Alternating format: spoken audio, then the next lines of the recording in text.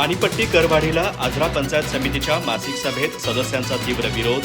नळ जोडणीसाठी दरमहा 150 ते 400 रुपये पाणीपट्टी आकारण्याच्या शासन निर्णयाला आक्षेप. ग्रामपंचायतींचा अभिप्राय घेऊनच निर्णय घ्यावा. जिल्हा परिषद आणि शासनाला विरोध कळवण्याची मागणी. ग्रामपंचायतीकडून आकारण्यात येणाऱ्या पाणीपट्टीत मोठी वाढ करण्याच्या शासन निर्णयाला आजरा पंचायत समितीच्या मासिक सभेत सदस्यांनी तीव्र विरोध केला. प्रस्तावित करवाढ ग्रामस्थांना परवडणारी नसून त्यामुळे नागरिकांमध्ये रोष निर्माण होण्याची शक्यता असल्याचे सदस्यांनी सांगितले. पाणीपट्टी करवाढीची सक्ती करू नये आणि प्रत्येक ग्रामपंचायतीचा अभिप्राय घेऊनच पुढील निर्णय घ्यावा अशी मागणी करण्यात आली. आजरा पंचायत समितीच्या सभागृहात उपसभापती यशोदा पवार यांच्या अध्यक्षतेखाली मासिक सभा झाली. जिल्हा परिषद सदस्य सुधीर देसाई, पंचायत समिती सदस्य समीर पारदे, विकास चव्हाणे यांच्यासह विविध विभागांचे अधिकारी उपस्थित होते. ग्रामीण पाणीपुरवठा विभागाचे उपअभियंता MV तिवले यांनी विभागाचा अहवाल सादर केला. शासन निर्णयानुसार एका नळ जोडीसाठी दरमहा किमान 150 रुपये तर कमान 400 रुपये पाणीपट्टी आकारण्याची तरतूद करण्यात आली आहे.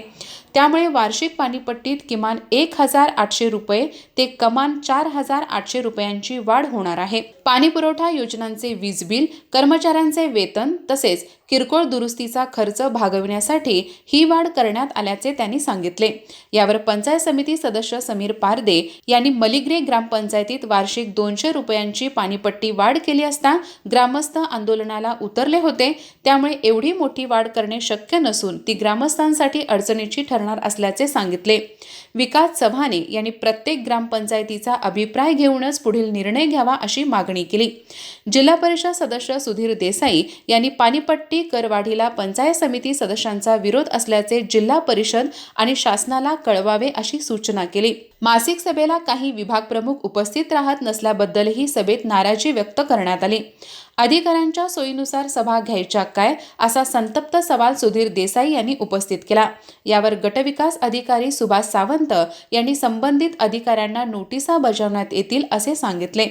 चंदगड हलकर्णी रस्त्याचे काम निकृष्ट दर्जाचे झाल्याचा आरोप सुधीर देसाई यांनी केला. संबंधित ठेकेदार कंपनीला कामाच्या दर्जांबाबत आवश्यक सूचना कराव्यात अशी मागणी त्यांनी केली. अधिक माहिती आणि ताज्या घडामोडींसाठी आजच आमचे चॅनल सबस्क्राईब करा.